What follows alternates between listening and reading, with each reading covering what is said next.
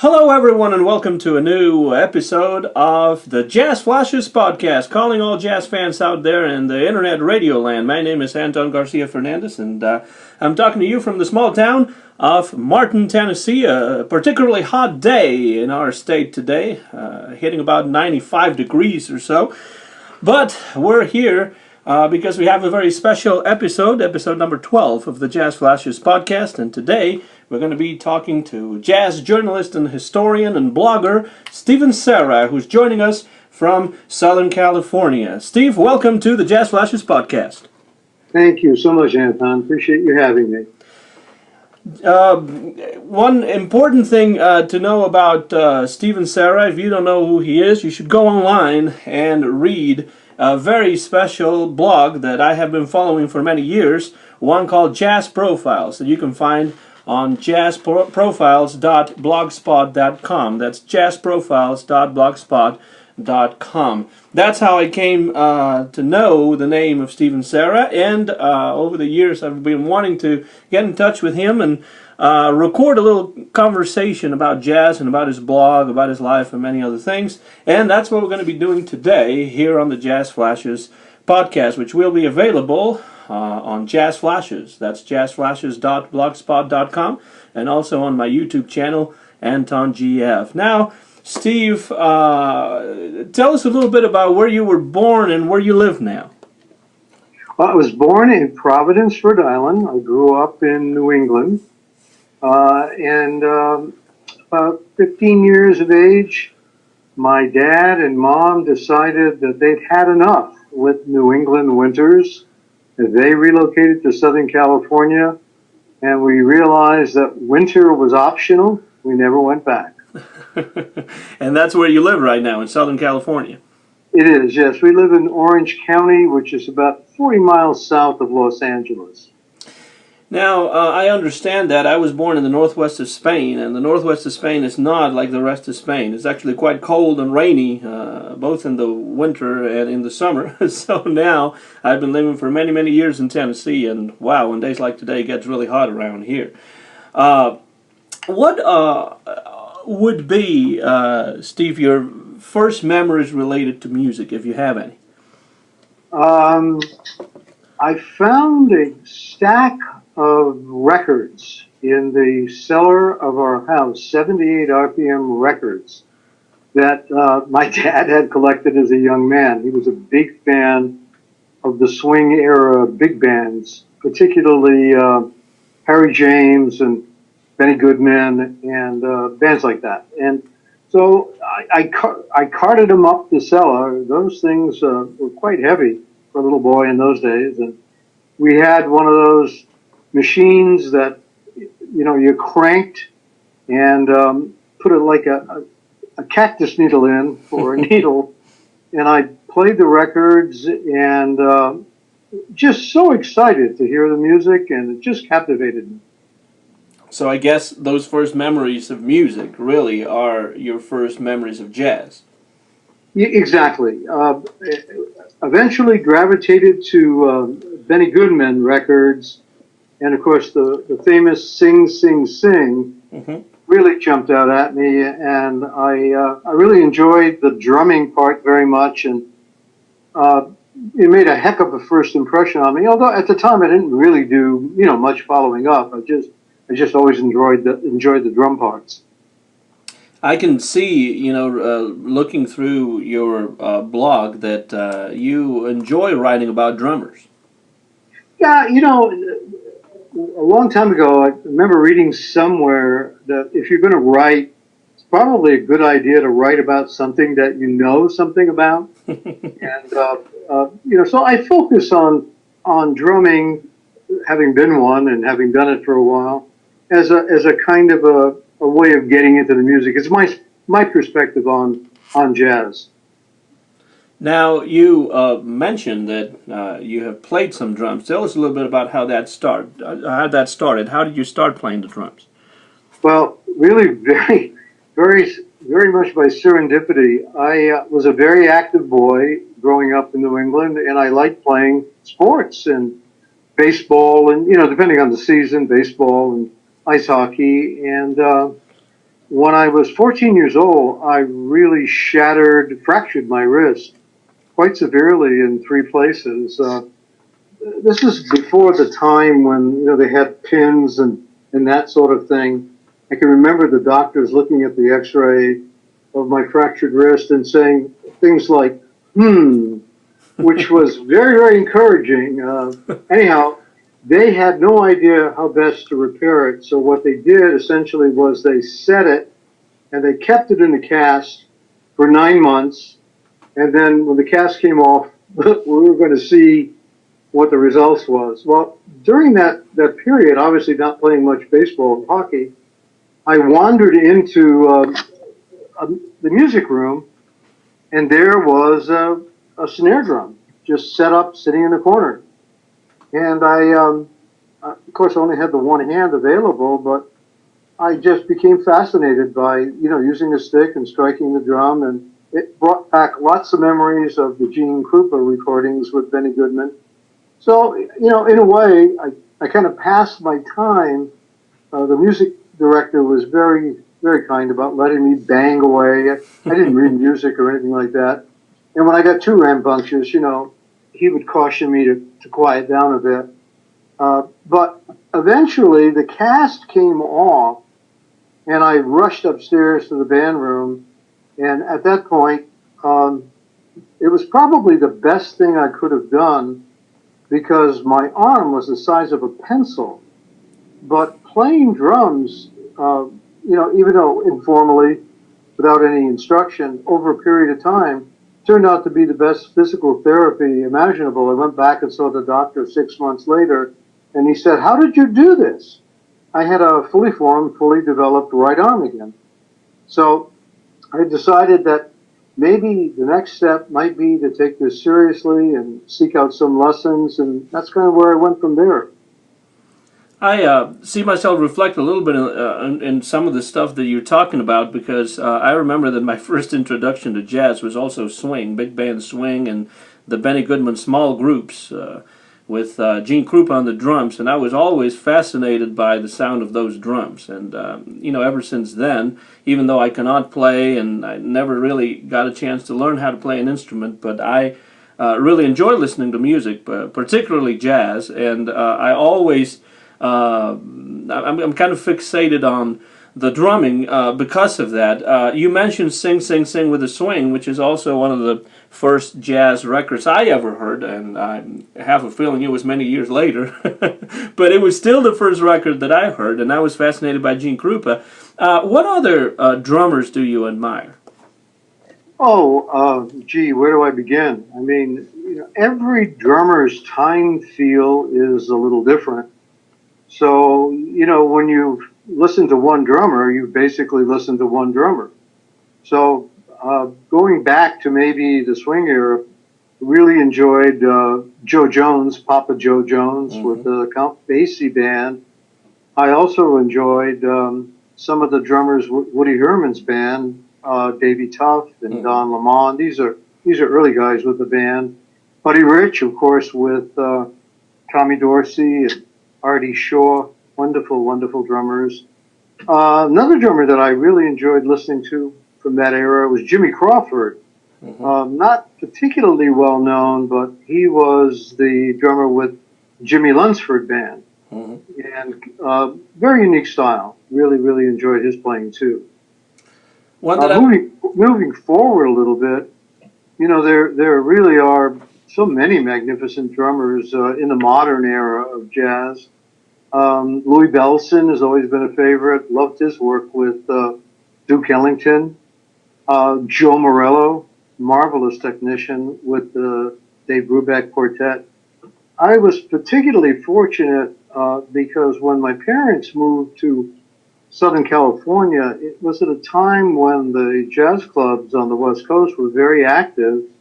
So I got a chance to hear many of the famous West Coast jazz drummers in person on really a nightly basis. Shelly Manne, Stan Levy, Larry Bunker, Mel Lewis, just a marvelous group of drummers, and I admire all of them. Of course, there's the East Coast guys too, Philly Joe Jones, Art Blakey, Art Taylor, all marvelous in their own way.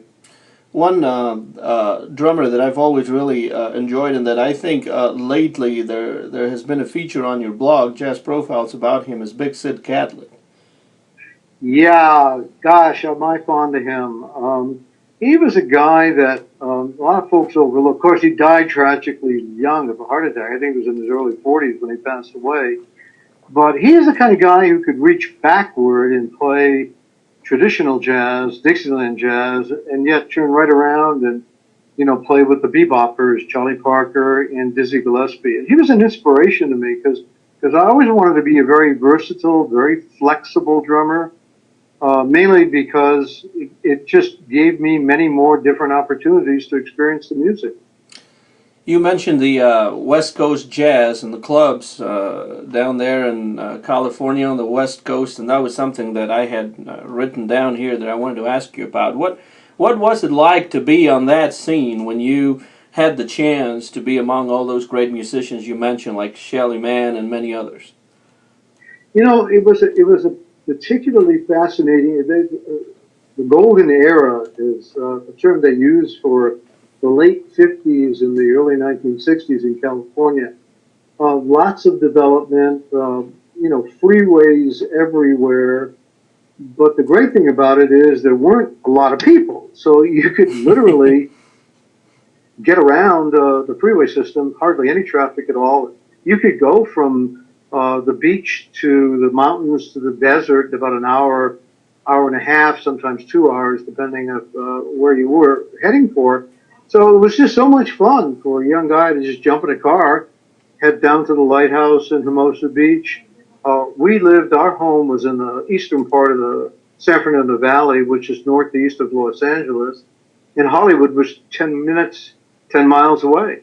So over the Barham Pass, the Hollywood Freeway, into town, you'd see groups at Shelly Manne's Club, just below Hollywood Boulevard, Jazz City, the Summit, go up the Sunset Strip, and there are many clubs there.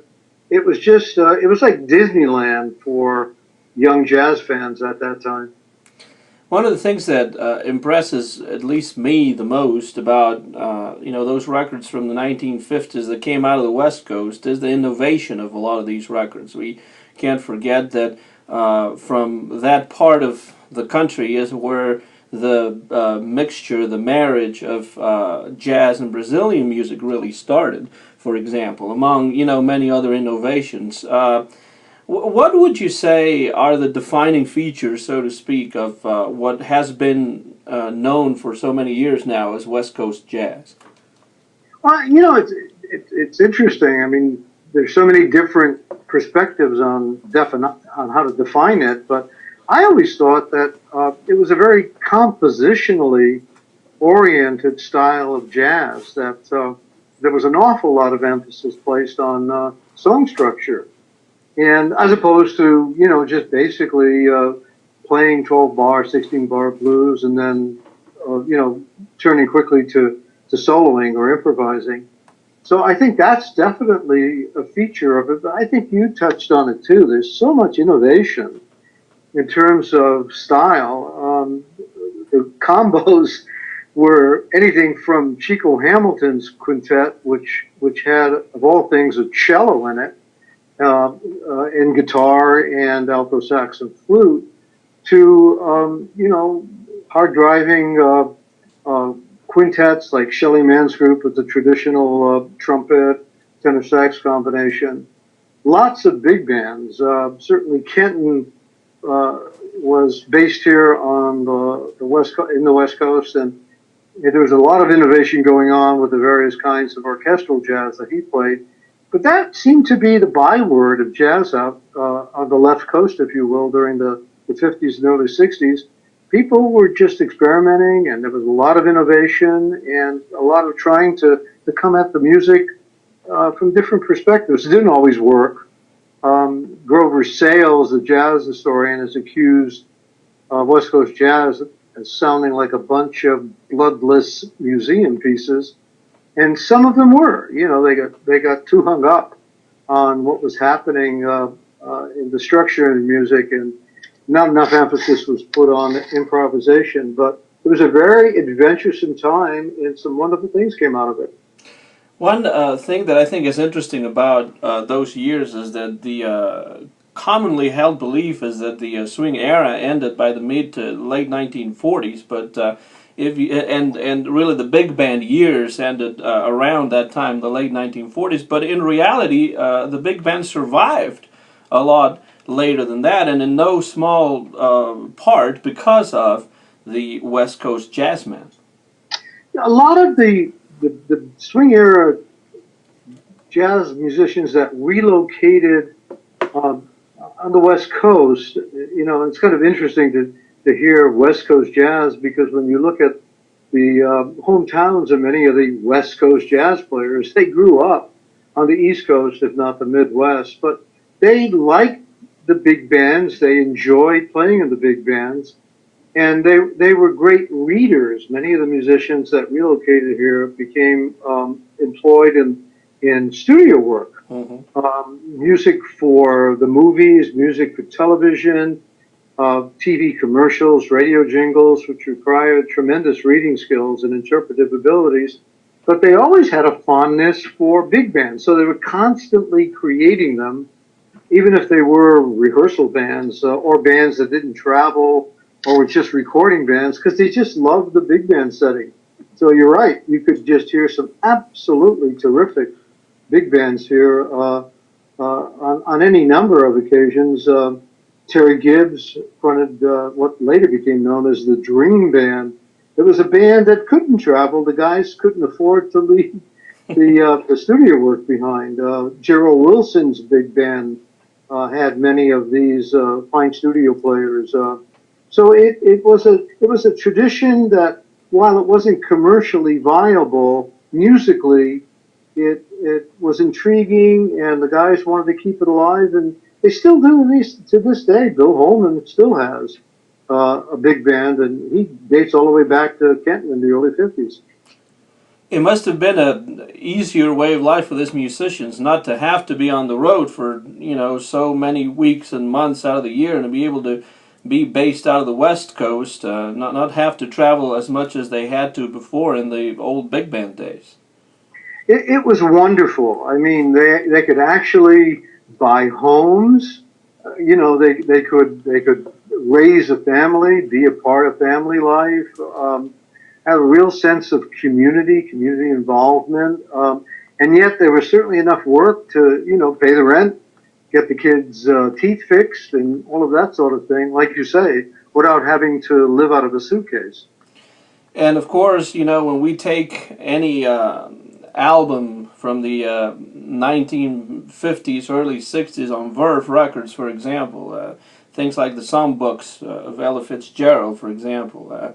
One that I like particularly, which is the one that Bing Crosby did with Buddy Bregman for Verve Records. I'm really partial to Crosby. I've always been a huge fan of Bing Crosby's, and in fact, I am the co-editor of the Bing Crosby Journal for the International Club Crosby Bing magazine. So when you look at those old records from 1950s, you see so many great players that came out of that era that were assembled in the studio for the purpose of recording albums and also of backing singers. That's really it gives so much more quality to the recordings of this of these years and of these singers. But then there's also, I think, something very important is the role of the arranger. People like Buddy Bregman, like Marty Page, like Frank Duvall, and so many of them.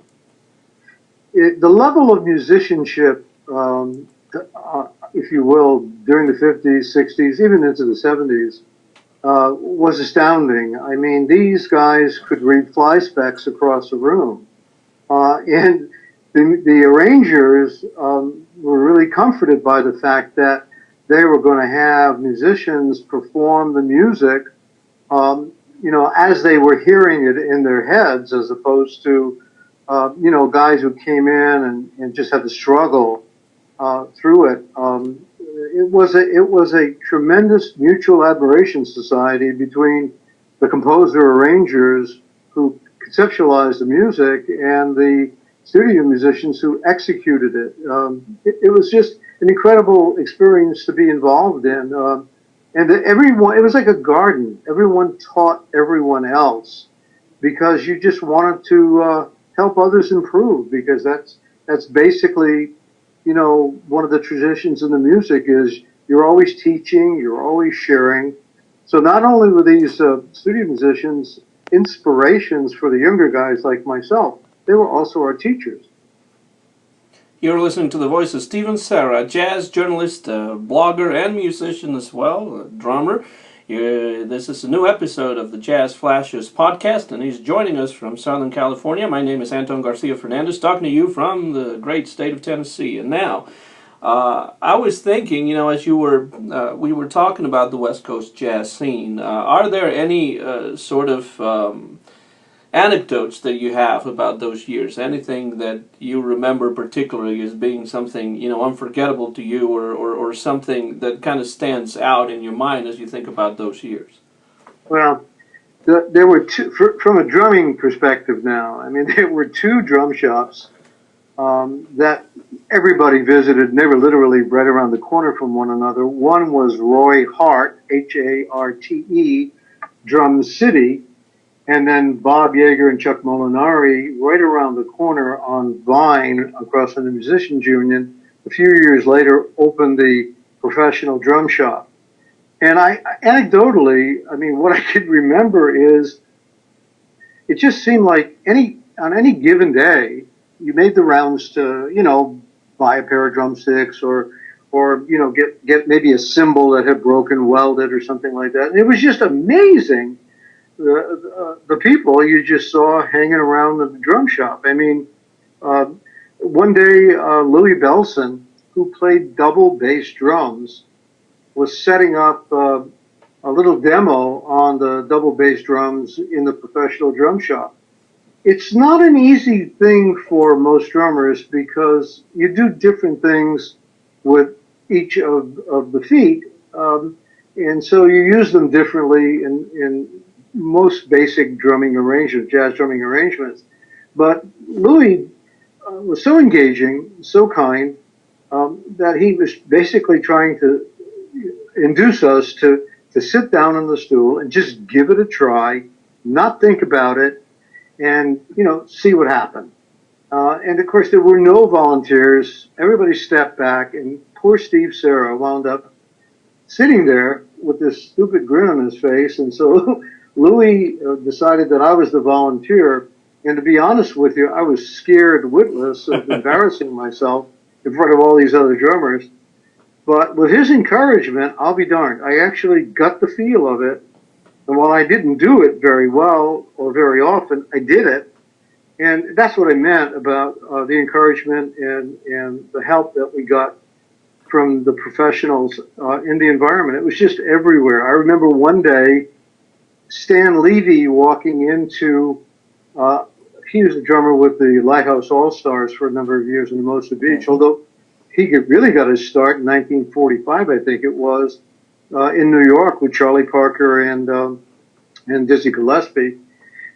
Stan came into Roy Hart's Drum City while we were, rolling drumsticks across the glass tops of the showcases. In those days, drumsticks were still a cottage industry, so you rolled them across the glass to see which ones were true and which ones were warped.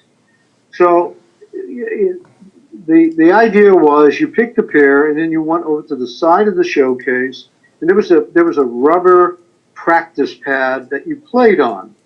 Roy didn't want you getting behind the drum sets that were on display because they were for sale. So we had a rudiment drum book and a pad at the end. You took the sticks that you were interested in buying to the pad, and you read the rudiments and just got the feel of the sticks. Well, one day, Stan Levy came in. Stan is a really enormous guy, about 6'2" or 3", probably weighs somewhere around 230 pounds. And he happened to see a pair of sticks that I was trying. I knew Stan, he knew me. he said, "Hey, those look good. Let me try that." So he takes the sticks out of my hand, goes and sits behind a set, plays them on the drums. Stan didn't know how to read. He was self-taught, so it wasn't going to do him any good to be looking at a drum rudiment book. He wanted to hear the sticks on the drum set and feel the way they felt on the drums. So Stan basically got up, said to Roy, "I'll take these," and walked out of the store. Roy looked at the rest of us and said, "What am I supposed to say? The guy blocks out the sun."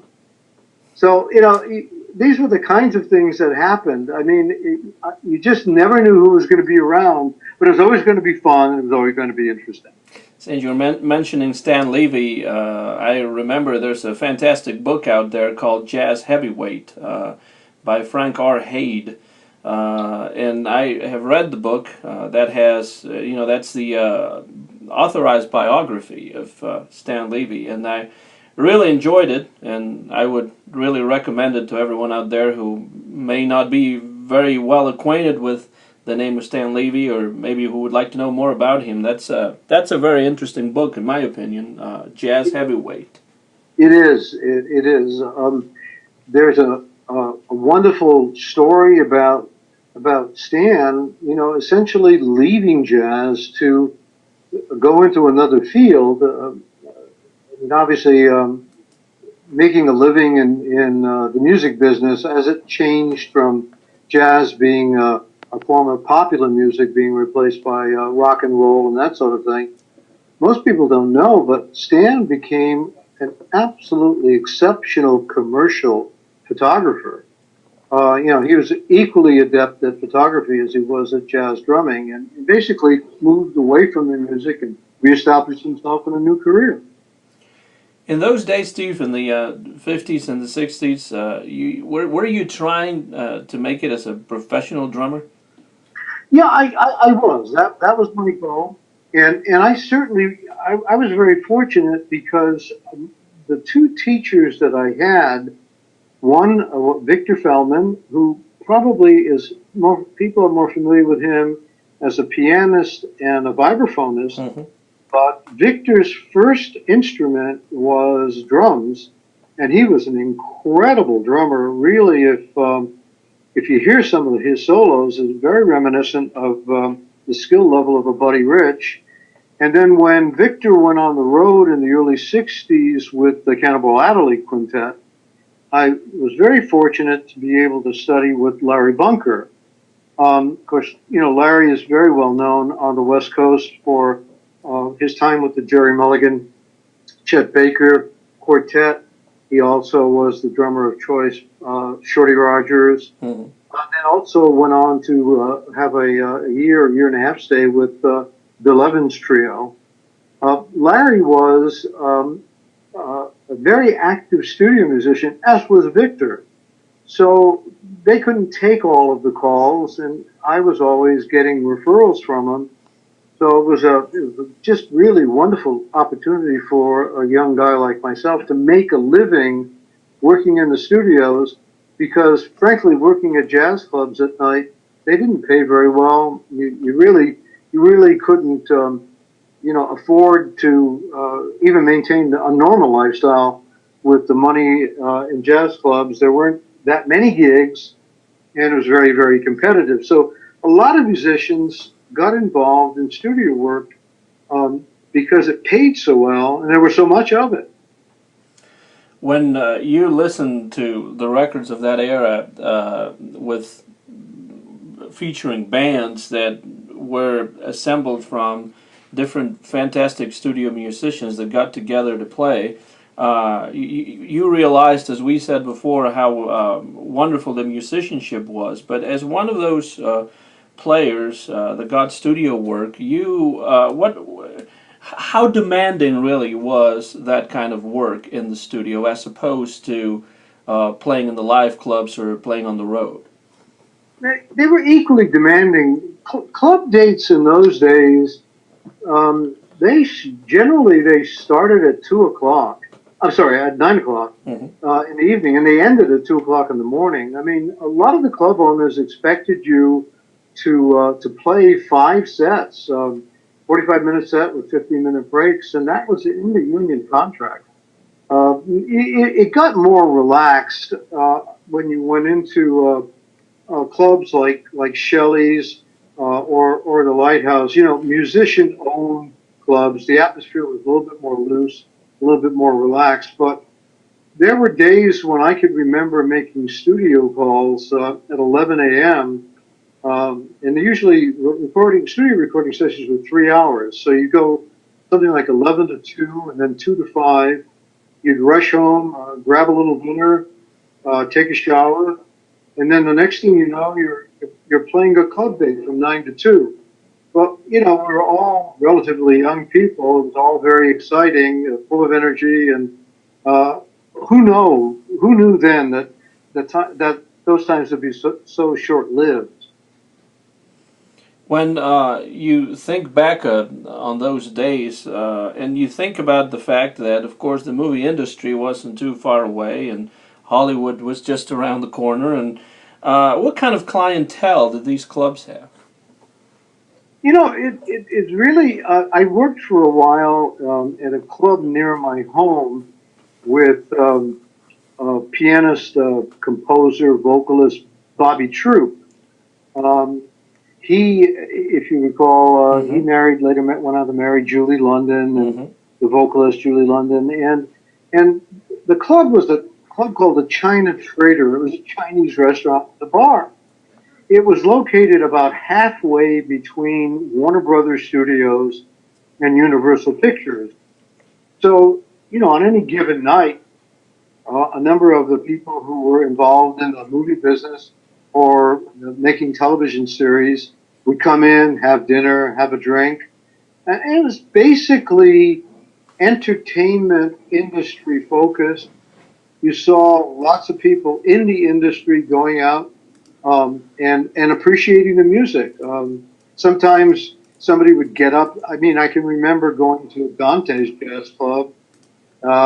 Victor Feldman was appearing with a quartet featuring Tom Scott on alto sax and flute, Chuck DeMonico on bass, and Johnny Guerin on drums. And that club was in North Hollywood, very nearby, again, that Toluca Lake area. George Shearing, the pianist, was sitting in the audience. George, of course, was from England, as was Victor. And Victor moved over to the Vibes, and George sat in on a piano. And it was just an incredible experience. And that happened more often than not, where lots of entertainers, lots of musicians just made the club circuit as fans and as participants. You mentioned the name of Bobby Trout, and I really have always been fascinated by some of his compositions. Songs like Baby, Baby All the Time and Get Your Kicks on Route 66. That's probably the biggest one that he had. I think he even wrote The Girl Can't Help It for that movie in the 1950s, you know, the rock and roll movie, and Little Richard sang that song. If I'm not mistaken. But, you know, he also, there's another song I remember by him that Nat King Cole did on the After Midnight album called You're Looking at Me. He was really a great songwriter, but he was also a very good pianist. If you listen to some of the records that he made, you know, he played piano on those records, and some of them he didn't even sing. What was it like to work with somebody like Bobby Trout? You know, you may remember his music, but we don't get to know or get to hear much about the man anymore. Yeah, I remember my first experience was he wrote a tune called "The Meaning of the Blues," very slow ballad-like feature, and you know it became a kind of a perennial favorite of those who attended the China Trader where I worked for Bobby, because Julie London would come in and sing it and just knock everybody out. He was you know, a lot of people don't realize this because he was such a quiet, understated guy. He served 2 tours in the Marine Corps as a captain.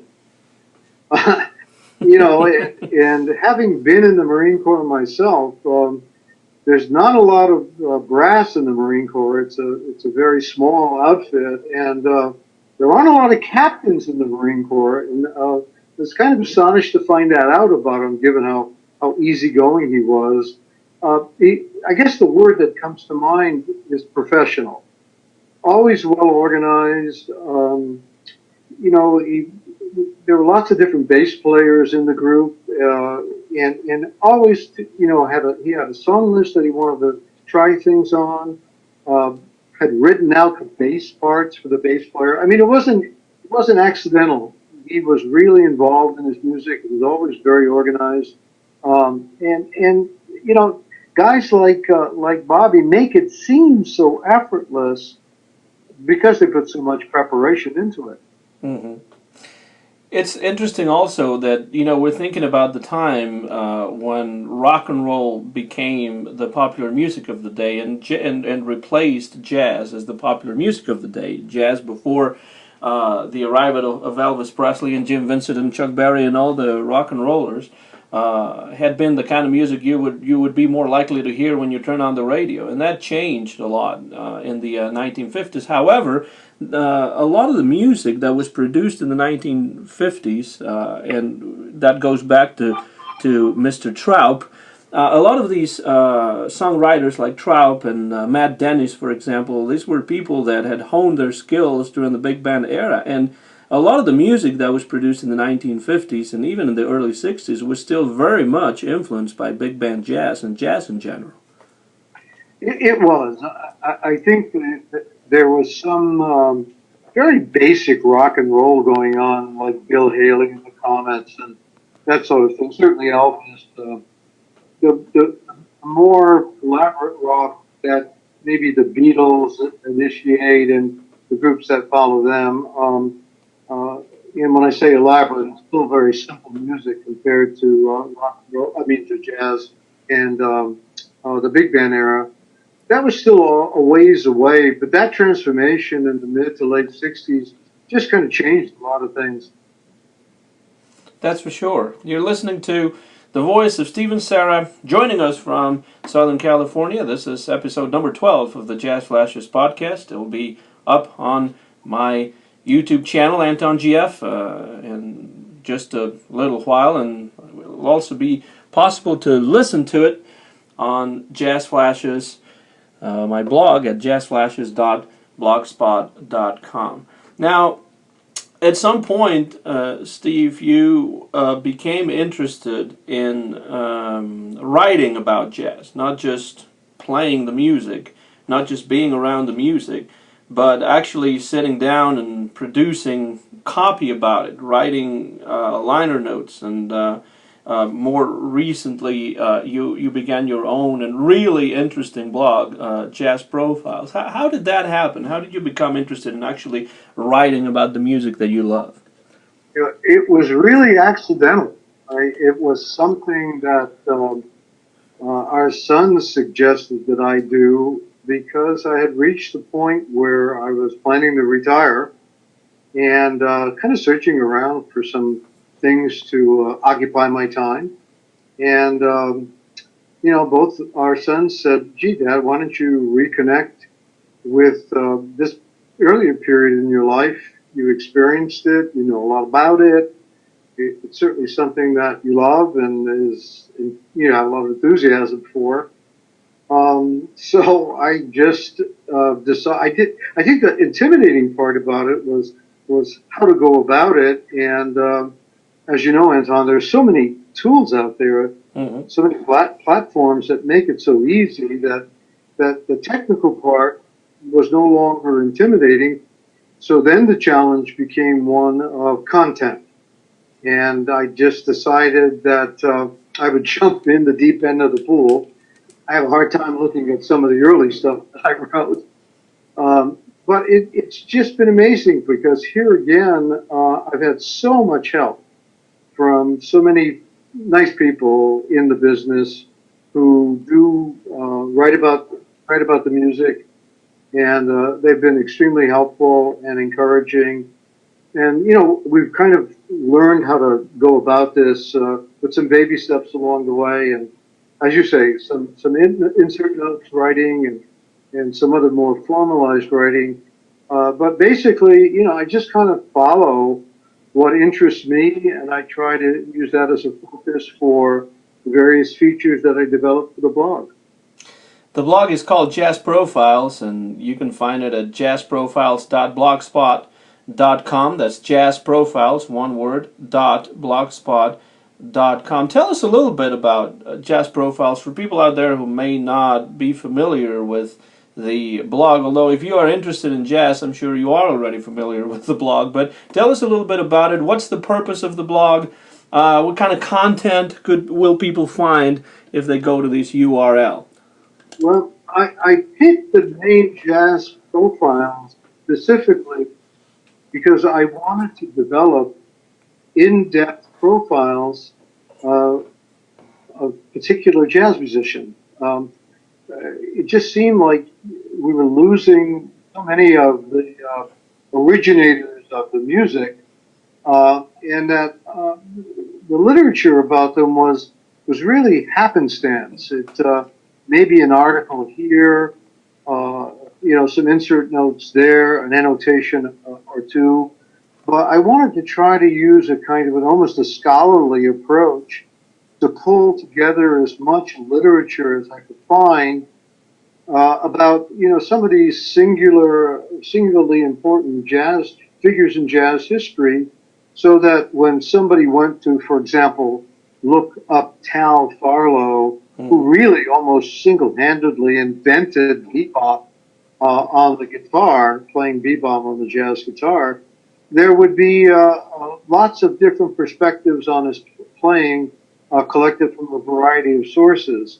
I try to be very diligent in gaining copyright permission to quote this material from either the writer or the publisher or both. That's not always easy because some of these publications are very, very obscure. But it's come together very nicely over the years. Some of these run over 100 pages in manuscript. That's one of the impressive things about the blog, I think. When I first came in contact with it, when I discovered it many years ago, and I've been reading it ever since, is the depth of the articles, and also that scholarly approach that you're talking about. It is scholarly in a way, but it is still an easy to read sort of style, which sometimes with scholarly stuff you don't get that, especially for people who may not know a lot about musical theory and stuff like that. There's not the risk in your articles and the articles you publish in Jazz Profiles of getting lost in the lingo and not understanding what we're talking about, and that's a really interesting thing.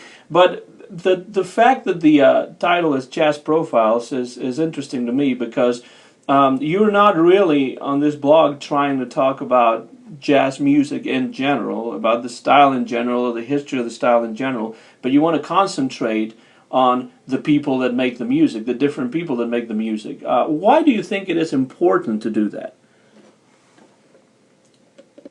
Well, I'm not sure that it's necessarily important. It's just a preference on my part. But when I started the blog, I really wanted to memorialize jazz musicians who were important to me in the sense I really enjoyed their style of play, or the kinds of groups that they formed, or compositions that they wrote.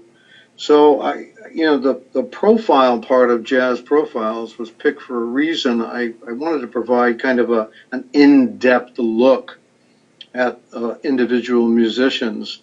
And in order to do that, I also wanted to review what jazz articles, if you will, the literature that was available from Downbeat and Metronome and Esquire and Playboy and some of the other anthologies of jazz, and kind of put it all in one place so that anybody that went to the blog and looked at the topic of the day, they'd get a kind of a number of different perspectives on the musician under review for that blog posting. So the idea really was to try to do a kind of a depth and breadth perspective on musicians and make it possible for perhaps others who are new to the music to know these musicians the way I did.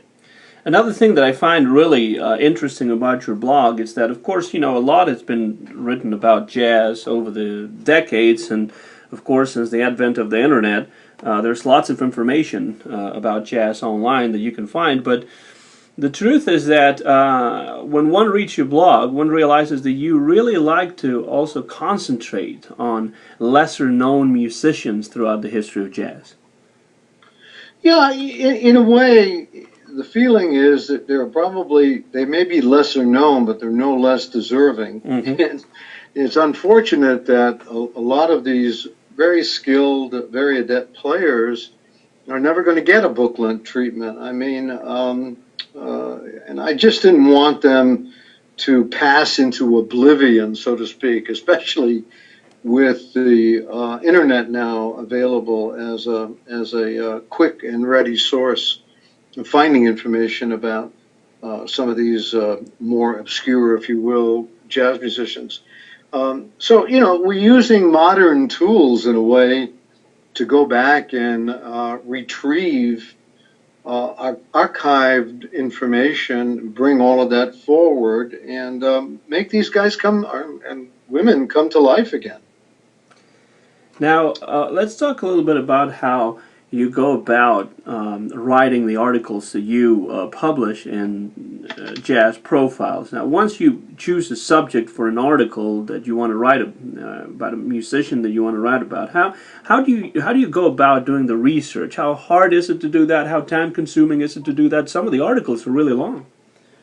Yeah, they are, and they're time consuming. It isn't readily available information generally. You got to do a lot of digging.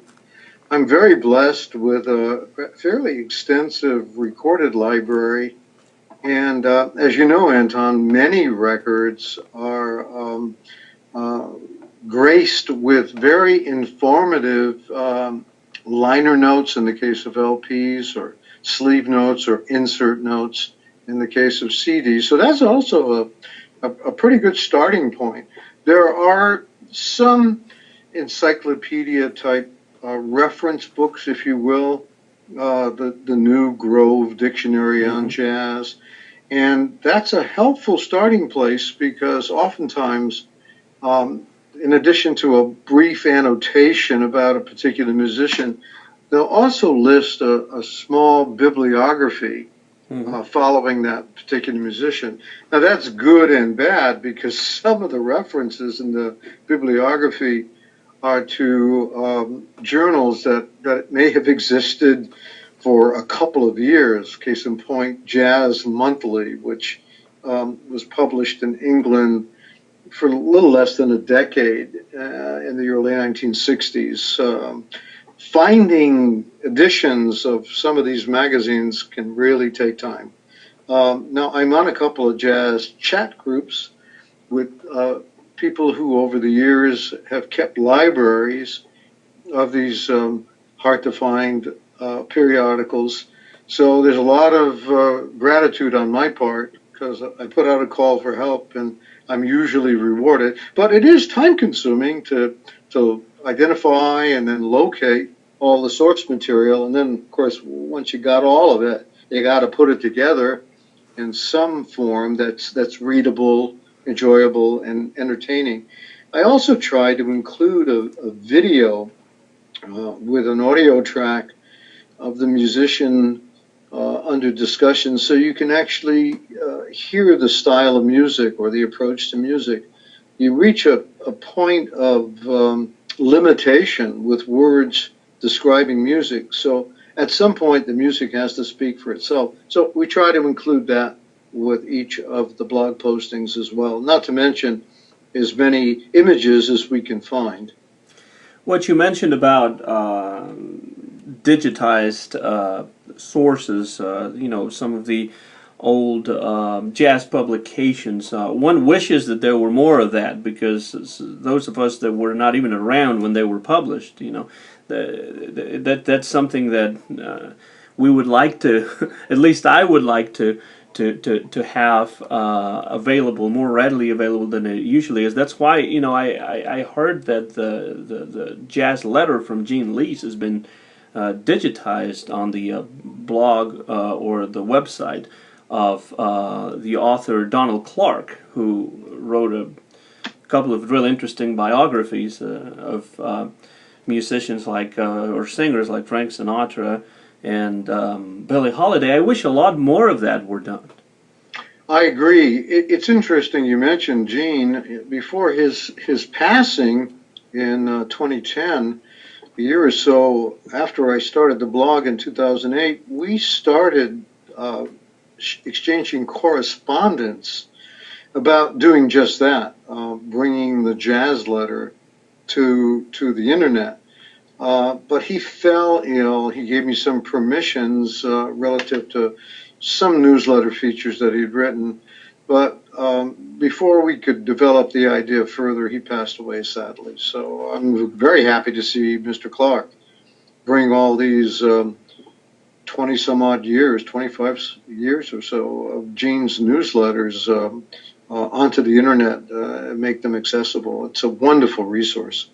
You're listening to a new episode of the Jazz Flashiest podcast. Stephen Cerra is joining us from Southern California, and we're talking about his really interesting blog, Jazz Profiles, that you can find at jazzprofiles.blogspot.com. I hope I did not get that wrong. No, that's it. Thank you so much for the plug, Anton. I appreciate it.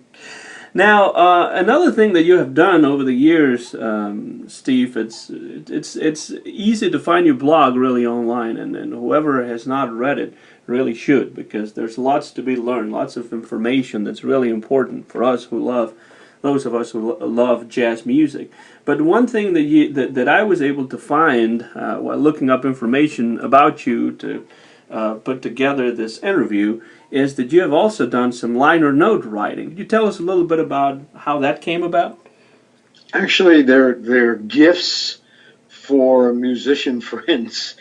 So much today is self-produced, and putting out an album is an expensive proposition. You have to, obviously, the studio time, the time for the recording engineer. If you're going to get involved in any kind of mixing, that takes time and is a cost. The copyright permissions and approvals, and of course, you like to have at least an explanation or an annotation in the CD as well. And then some of the people that you might consider, certainly, they make a living writing these, and the fees are hefty. So I started doing these basically as gifts for musicians who were self-producing CDs. Christian Jacob, pianist, did a tribute to the music of Michel Petrucciani. So I wrote the insert notes for that. Christian is a friend of the family, and he's somebody that does a wonderful job of interpreting Michel's compositions, which are not easy to play. Mm-hmm. Paul Brusger, a bassist in New York, did a recent album with Gary Smulyan on baritone saxophone and the legendary drummer Louis Hayes and Mike Ladon on piano. Paul's a friend, and we did the insert notes for that CD. So that's been the focus. I've not pressed that too much because it's time consuming, and I really don't want to write that much commercially. That creates different kinds of pressures and different kinds of expectations. I'd rather be my own boss at this point and, write mainly for the blog and not take time away for commercial pursuits. I don't know how you feel about this, but I have always found that liner notes were extremely important to the enjoyment of jazz. And growing up, when I began getting interested in jazz, especially when it came to the big band style of jazz. It was very important for me to have good liner notes along with the records, the vinyl and the CD, with personnel information, because it was important for me to know who was playing what solos and that sort of thing. I remember, for example, listening to the old recordings of Frank Sinatra with the Tommy Dorsey Orchestra, for example, and it was nice to know that that saxophone solo was Babe Russin, or it was the drummer was so and so, and I can remember very clearly just listening to the record along with the personnel information and the liner notes right there in front of me. Buddy Rich was on drums, or something like that, and that really made the recordings even more interesting to me. Yeah, in a way, the collective liner notes were kind of like the first jazz university, I suppose, in combination with the periodicals that focused on the music, like Metronome and Downbeat and Esquire. The writers were early fans of the music, but they were very well informed, and some of them were musicians themselves. So you're right. You could actually learn about in some cases, you could learn about the structure of a tune. Yeah, from the insert notes, you could learn about keys and chord progressions. Later, when modal jazz came into effect, the first full explanation of modal scales were probably the insert notes to many of those early modal recordings, the odd time signatures that Dave Brubeck and Max Roach initiated. Learning how to count them oftentimes came from the information contained in insert notes. So I couldn't agree with you more, Anton. Thank goodness for those insert notes. They really enrich the listening experience. What other jazz writers do you look up to, or you feel that have influenced your style of writing, or you read the most, as you get ready to write some of your own articles or posts for jazz profiles? I learn from everyone. I mean, I'm particularly fond of Leonard Feather because, as I just mentioned, Leonard's a musician. And oftentimes when I want to know how a tune is configured, I read from Leonard's notes and he'll block it out. He'll explain the structure of the tune. And so that's helpful to me in terms of my own listening appreciation. But gosh, we've been really blessed over the years with people like Nat Hentoff and Ira Gittler. These are legendary guys in the business. And certainly you mentioned more recently Gene Lee's. Gene got his start really as the editor of Downbeat magazine from about, I think it was 1959 to 61 or thereabouts, and went on to contribute many insert notes as well as articles for major periodicals. So I'm just a fan of anybody who's got something to say about the music, who's done their research and paid attention. It's not an easy thing to do. Explaining music in words is really a challenge, and those who do it well have my admiration, because I struggle every day trying to do it at least effectively.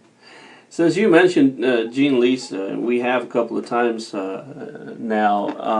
I will tell you that one of the books that I have read the most about vocal jazz and classic pop, which is also another kind of music that I'm deeply interested in, the music of the crooners and vocal jazz and all that sort of thing. That one of the books that I've read the most is Gene Lee's Singers in the Song, and right in there's one article there, or one chapter that I always think about whenever I think of Gene Lee's, which is this one entitled Pavilion in the Rain, which talks about the very end of the big band era, or those twilight years of the big band era, and how they are connected with the dismantlement of the railway system in this country. It's a fantastic piece, and the whole book is really a must-read for anyone interested in jazz singing and pop singing. Gene Lee's is really a master, not only as a critic, but he was also a pretty good lyricist himself.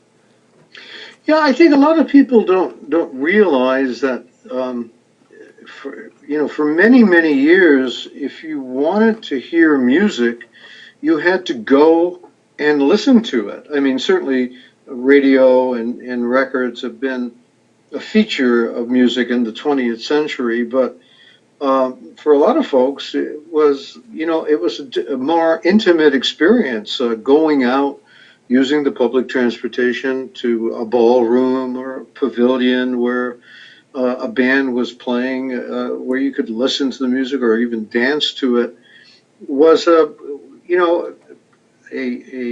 cultural feature, of social life in this country. And Gene grew up in Canada, so obviously there as well.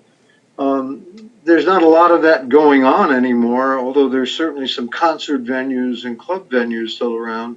But you're right, the whole idea of accessing public transportation to go out for an evening of dining and dancing at a pavilion, has very romantic overtones these days, because it exists ideally, but not in reality. And also helping the band business as a business model, because it's a lot cheaper to get a band onto a train and have them cross or crisscross the country and stop at different places and play one night stands, which is what they did most of the time in those days. Those big bands, it's a lot cheaper to do it that way, or it was, than having to hire a bus and pay for gas and that sort of thing. There's a wonderful book by George Simon, Simon. I think it's George T. Simon. It's called The Big Bands, and it's available through a number of editions, 4th, 5th, 6th. And if you read the introduction to that book, 60 or 70 pages, it almost reads like a science fiction novel, because the world that he's describing, as you were detailing with the band buses and musicians playing various locales, a series of one night stands. The press articles about the musicians in the band, the radio broadcasts that kind of got people aware of the fact that the band was coming to town. That world doesn't exist anymore, but it's really graphically described in the first 60 to 70 pages, when in effect jazz was the popular music of the country in the 30s and 40s through the big bands. What we have now instead of that is the internet, and we can use the internet to write about jazz, to publicize jazz as much as we can, the way that you do with your blog. But what kind of impact do you think the internet has had on jazz? Is it a positive impact in your view, or a negative impact, a mixture of both? I haven't really considered an answer to that question, Anton. I'm sure there's some good in it and some bad in all of that. I guess from my personal standpoint, it's really very gratifying to do an internet search of a jazz musician and find that my profile about that might come up as the number 2 or the number 3 search focus. So from that standpoint, I feel rewarded, and as I said, I'm gratified by it. But on the other hand, I know how hard I work to make sure the information is accurate, it's factual, it's verified. I just try not to throw anything up there, and I try to distinguish between, my opinion as compared to documented information. I think one of the dangers of the internet is maybe when what is available there isn't as closely examined as to veracity, can misrepresent, mislead. So it's a double-edged sword. The good news is there's a lot of information readily available. The bad news is I wonder how much of it is accurate, fair, honest information. So I don't have a complete view of that. I don't know if there is any other answer, some good, some bad.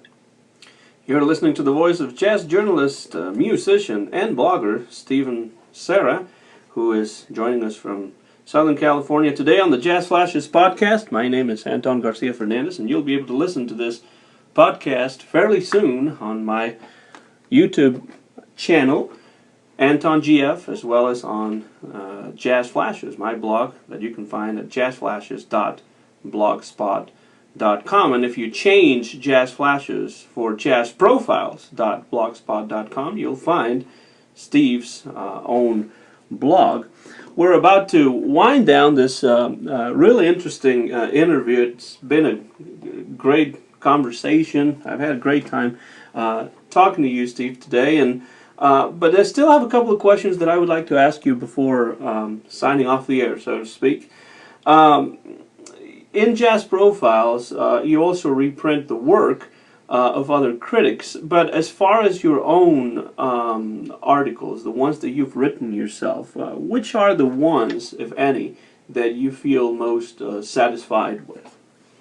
I suppose the one memorializing Jerry Mulligan is really at the top of my list. That's probably now reached in excess of 200 manuscript pages. It's it's the book about Jerry that's really never been written, and it's sad that somebody whose career spanned really all the significant years of modern jazz doesn't have a definitive biography written about him. So that one's important to me.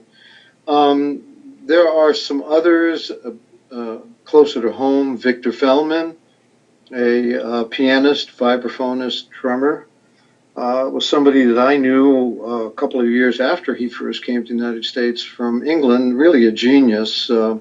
Lots of wonderful music, and here again, nothing definitive about his career. So I'm really proud of what I put together there. That's in excess of 100 pages of manuscript. Tad Damron, a really important, but below the radar screen arranger composer. We've memorialized him in a 5-6 part series. I can go on, but there are a number of really satisfying efforts. We hope which will offer some recognition for a lot of marvelous creative artists in the field of jazz. Since you mentioned Victor Feldman, he has always been a personal favorite of mine. Believe it or not, I have a lot of his records that have been reissued on CD, both on piano or on vibraphone. And I know that he was from the United Kingdom, and he came to America and made some great records here. He'd made some really good ones in Britain before he came over here. But I know that Victor was a personal friend of yours, and I was wondering, as somebody who's interested in the music of Victor Feldman, what was Mr. Feldman like as a person? Well, he never lost his London accent, and that was always enjoyable. We teased him about it unmercifully. I think that there's always a gleam in his eye, always thinking about what could happen in the music. A lot of people don't realize that Victor stayed in Southern California by choice because, married, raising 3 sons, studio work certainly helped pay the bills. But, there was a wonderful phase when he was with Cannibal Adderley's quintet. Mm-hmm. There's also a lot of significant music that he wrote in relationship to Miles Davis, 7 Steps to Heaven, Joshua, those songs. And even though Victor, over the years, maintained a significant presence in the studios, he was always involved in jazz gigs, had a wonderful trio with bassist Monty Budwig and drummer Colin Bailey that appeared throughout town. He got into some crossover jazz rock with a quartet that he fronted with saxophonist Tom Scott. Chuck DeMonico was the bassist. Johnny Guerin was the drummer in that. It was really interesting to see Victor in a very business-like way, making sure that although there were lots of commercial studio activities, he kept one foot in the jazz camp, worked hard at it, which was not easy to do as the years went along, as more and more jazz clubs closed. So I always admired his, if you will, musical entrepreneurship. And he's also on that 5-volume set of recordings with Shelly Manne, Life of the Black Hawk. Yes, he is, and that was a pure accident. The gig happened for Shelley's quintet when Russ Freeman, Shelley's regular pianist, was touring, I believe, with Benny Goodman. And Victor really had only been playing piano concertedly for a couple of years when Shelley asked him to make the gig up at the Black Hawk. And I think it's just magnificent the way, because of his drumming background, he comps and adds another rhythmic pulse to the, I guess it's now 5 CDs that came out of that appearance by Shelley's group at the Black Hawk. Mm-hmm. And those are some CDs that I listen to very regularly, and every time I listen to them, I remind myself that these are among the few jazz albums or jazz recordings that I have actually introduced my dad to, because usually it was the other way around, where he introduced me to jazz musicians via his really well-populated collection of jazz records and CDs. But this was the other way around.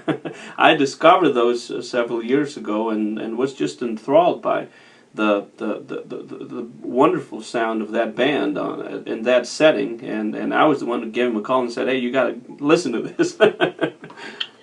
Well, that was not all that frequent an occurrence back in the in those days, the late 1950s. On-site recordings was something that was just really coming into existence, and they were very fortunate in terms of the locale of the Black Hawk, because there's a building just up the street on Hyde that was adjoins the club, and it was vacant. So they were able to put the recording equipment literally next door, and very, very talented engineers from Contemporary Records went up and met with some local engineers as well. But it was certainly a miraculous technical achievement as well as a wonderful artistic one. Sometimes feels as though jazz was always at the cutting edge of the recording technology over the years. Yeah, it was for many years, and the music, because of its complexities, really requires somebody with a significant understanding of what it's going to take, to create the audio tracks. Unfortunately, today it's gotten to the point where there's just too much engineering involvement. Everything just seems to be over-mic'd and over-mixed, and the pure sound of the music somehow just doesn't seem to be captured as well. And finally, Steve, I'd like to ask you simply, what is it that you're working on right now, or what are the records that are on your player right now that you're listening to that maybe you're thinking about writing about? Well, it's interesting. I just received a copy of Peter Pullman's biography of Bud Powell. It's self-published. And the book is entitled Whale, which is a famous Bud Powell composition. And Bud is a important principle in the advent of bebop. I mean, he took Charlie Parker's approach to alto sax soloing and Gillespie's approach to bebop trumpet soloing, and he applied it to the piano. Really a significant achievement if you think about it. And I don't think that Bud's really had as much attention focused on him and his achievements in bebop as Parker, who obviously died tragically very young, and Dizzy, who went on to many more years of fame. So the Pullman book has brought me back into the music of Bud Powell, and I've been listening to the collected works on Verve and Blue Note, and basically getting ready to do a lengthy review of Peter's magnificently researched book on Bud Powell, an important figure, but not really a very well-known one in the advent of bebop. So that's the focus. The other thing that we're working on somewhat concertedly is Jordi Pujol at a Fresh Sound Records. Over in Barcelona, Spain, right? Over in Barcelona, yes. He's been releasing a number of what I've been calling Jazz in Paris series. That's not a technical name or an accurate name. It's just what I've grouped them about a number of jazz, French jazzmen in the 1950s. He's gone around and found all of these obscure labels for native French jazzmen, Roger Guerin, Hubert Foles. The one I just finished recently was one on a trio featuring Maurice Vander and Kenny Clark and the bassist Pierre Michelot. And it's incredible what a vibrant jazz scene was going on in Paris in the 1950s. And of course, unless you were in France or certainly knew somebody who could get the records from France to bring them over to you, a lot of this stuff passed, really unfeatured or even unaware on the American jazz scene. So that's become another topic. There's just so much to write about. And, so much jazz, so little time, huh, Anton? That's absolutely true. And what you were mentioning about Paris is something that is a topic that has always interested me, because I learned French as a kid. I took 10 years of French, and so French culture has always been something that I'm interested in, and it has helped shape my cultural taste, so to speak. But and once I realized what a vibrant jazz scene there was in Paris in the late 40s, 50s, and 60s, to such an extent that there were a lot of American players who were appreciated a whole lot more over there in Europe, in France, and the Netherlands, in Scandinavia, to such an extent that some of them, like Ben Webster, ended up staying over there and never came back home, or hardly ever came back home. At the same time, a lot of the jazz music that came from America to France and other parts of Europe really shaped the music, the popular music even, that the French produced. People like Jean Sablon, for example, the singer, and later Serge Gainsbourg, the singer-songwriter. They were very much influenced. Sacha Distel, for example, was a great guitar player himself, as well as a pop singer. I mean, there was such a connection, between Paris and the French and American jazz musicians that it's almost unthinkable these days.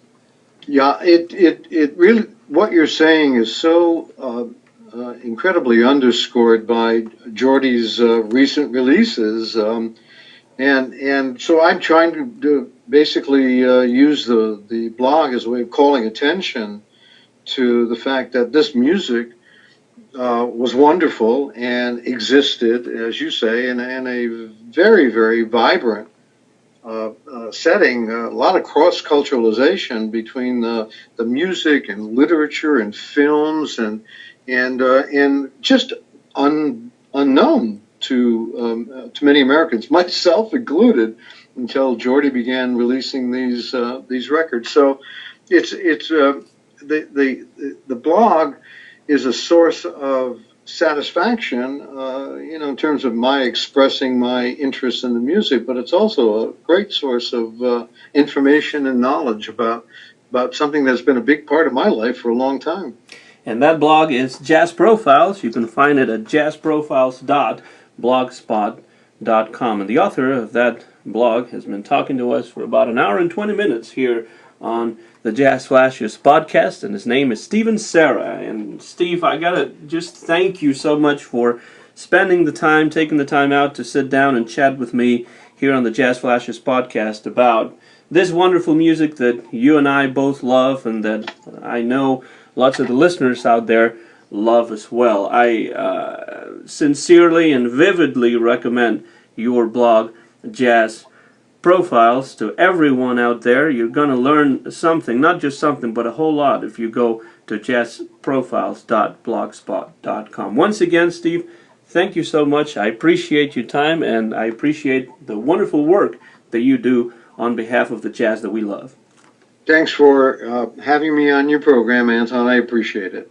This has been a new episode of the Jazz Flashiest podcast. You'll be able to listen to it coming up on the Anton GF YouTube channel, as well as on Jazz Flashes, my jazz blog that you can read at jazzflashes.blogspot.com. The copyright is mine, Anton Garcia Fernandez. The year is 2018, and this podcast has been recorded live in the small town of Martin in the state of Tennessee in the United States of America. Thank you so much for your attention. Keep listening to wonderful jazz, because as the Duke himself once said, and I think Billy Strayhorn did too, it don't mean a thing if it ain't got that swing.